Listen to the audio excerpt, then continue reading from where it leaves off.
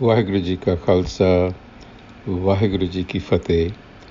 Welcome to this segment of Coach Gurbani's a-sabad-a-day. Our recitation today is the 22nd Ashtapadi from Gauri Sukhmani, Mahalla Panjava. The Salok first. जी जंत के ठाकुरा आपे वर्तनहार नानक एको पसरया दूजा कह दृष्टार.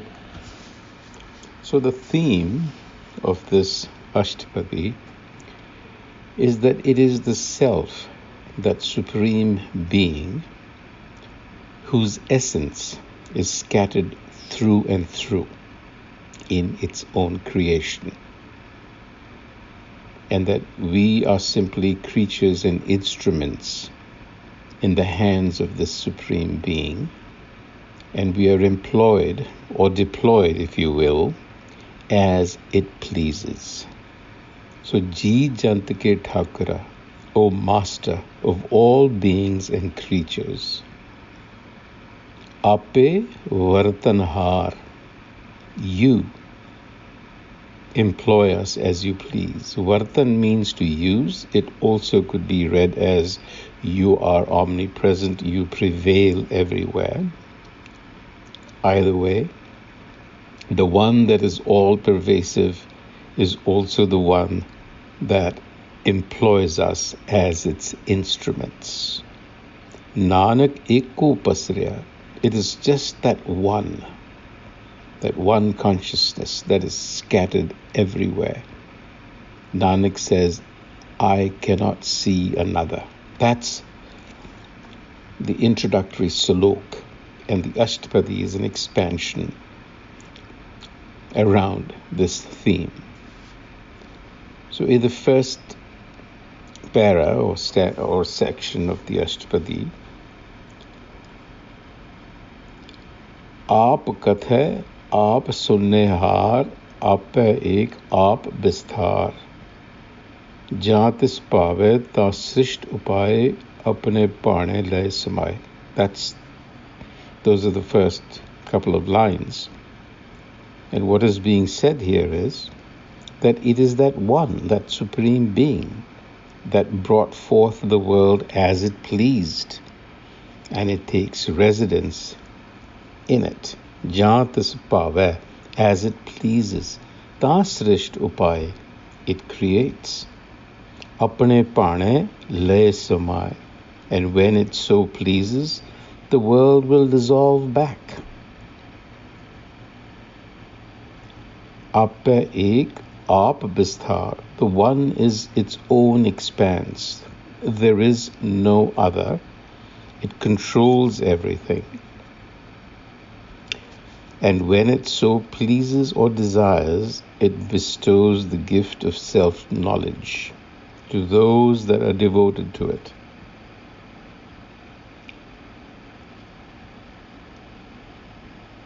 Sach naam sui jan paye, jako prabh ji aap bujhaye. So you see, this is a process that is much larger, much bigger than we are as individuals. And so what the Guru is saying here is that if you wish to master or conquer the world, then lose yourself, submit to the self. In other words, give up your ego. Ji Jant Sab Taake Haath, the second para. Deen Dayal Anath Ko Nath. So in the hand of the Supreme Being, the Guru tells us, is the life of every creature. This being is compassionate in its nature. It's protective. And those that this being wishes to protect, nothing can really touch them. And from those whom the self turns away, the Guru says, well, they're already dead. So the Guru is not talking about simply physical death. What he's saying is that when your connection, when you feel a sense of separation from this being, from this self, then be assured that you're living in an ego state, and that is misery. When you drop the ego, then you are connected with the self, and then all excellences will be yours. Again, the emphasis, as the a-sabad-a-day goes on, is the fact that the self is saturated throughout its creation. No one can know the self in its fullness because it alone knows its reach, if you recall. It is the indweller of our minds, so it knows our minds.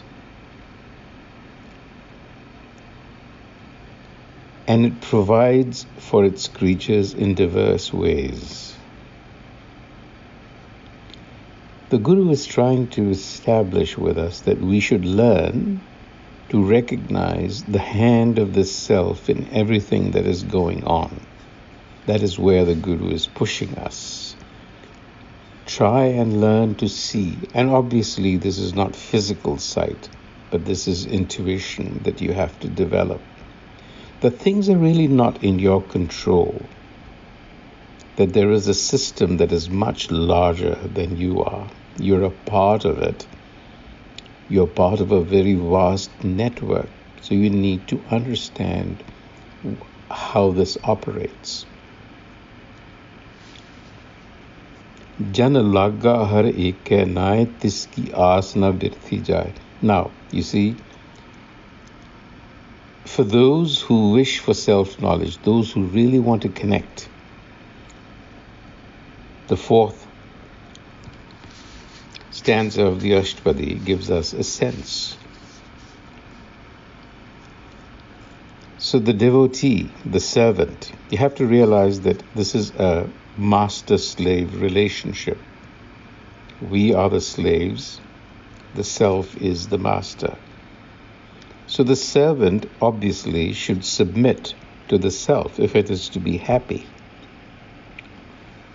And to the servant, service should be its own reward. Sevak ko seva ban aayi. Hukam booj param pad pai. So there is no higher consideration, no higher pleasure for the servant than to anticipate the master's will. Hukam booj param pad pai. So you see a master a servant that anticipates the wishes of the master. What greater pleasure for a servant, because it pleases the master, and the pleasure of the master is the pleasure of the servant. In this case, the devotee servant who understands the master's will, jiske man base nirankar, bandhan tod bhay nirvair. So one who understands the master's will, bandhan tod bhay nirvair, is freed of all prejudice and hostility towards others. The point being that good wisdom has freed the mind of its prejudices because you see the same self, the same essence working in everything and everyone. So where is the question of having any kind of hostility or ill will towards others? So throw your lot in with the master. That is what Nanak is saying. If you want to be happy in this world and not anxious about the future. Eh log sukhiye, parlok suhelde, Nanak har prab ape mele. So just throw in your lot with the self.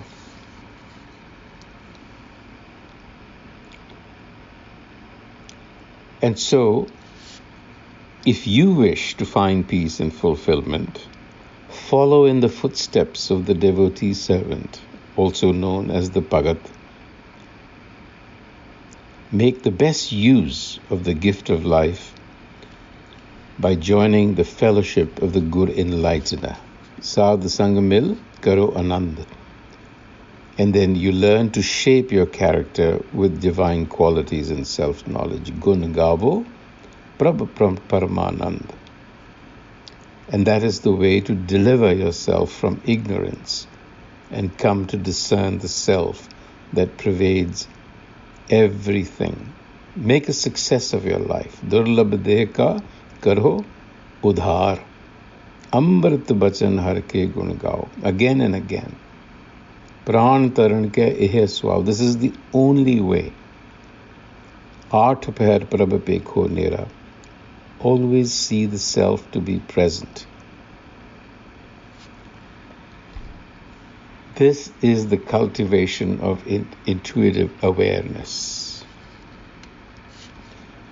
Then the Guru comes at us from another angle. He says, straighten out your affairs by opening yourself to self-knowledge. Halat palat doe leho savar. Straighten out your affairs. Ram Nam Antar Urdar, self-knowledge. Pure Gur ki puri dikhya. So the method of the good enlightener is flawless. Jis man base, this is sach parikhya. If you take it to heart, success is assured. So therefore, with your whole being, submit yourself to that discipline, and your sorrows and pain will disappear. Mantan naam japo levlaye, dukh dard mante pao jaye. So the Guru is repeatedly telling us that good wisdom is the only way to move forward. And that eventually we have to come to realize that we have to submit ourselves, that we have to rid ourselves of this notion that we are in any ways separate centers of experience, because we are not. Because this whole vast expanse works together in a sense. It moves together. And we cannot isolate ourselves or insulate ourselves from this large. We are part of a wave, so we move with the wave. We cannot move separately from it. Because if we think we can, then you're dead. And that is what the Guru is trying to say. Where else are you going to turn to? Where will you go? How can you distance yourself from the self, which is present everywhere and watching over us? Diste dur kahan ko jaye? Ubre rakhan haar the aaye. So you see, there is nowhere else to go. This sense of separation from the self is the result of ignorance. And it is precisely in the illusion of this ignorance that one fears. One has fear of mortality.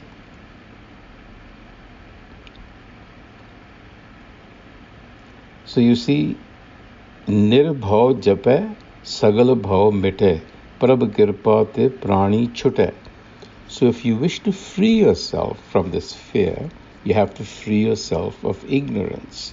The ignorance meaning the sense of the self as a separate entity. Because it's the ego that is afraid. The self is deathless. It's timeless. So if you seek sanctuary in the self and become in the likeness of the self, it follows that this fear of mortality will disappear, because you don't see yourself as that ego. You begin to see yourself as a reflection of the self. So you see, you need, the Guru says, the sun, the radiance of good wisdom to shine over your head so that you can see the ignorance that you're in. And then when that good wisdom is received, you develop an intuitive awareness of that self which is immortal. And you begin to appreciate its flawless intelligence, its uplifting gaze, its beauty. So all of this happens at another dimension, not at the level of the ego. So you have to learn to get to that dimension which is within us. On that note, until the next time, Waheguru Ji Ka Khalsa, Waheguru Ji Ki Fateh.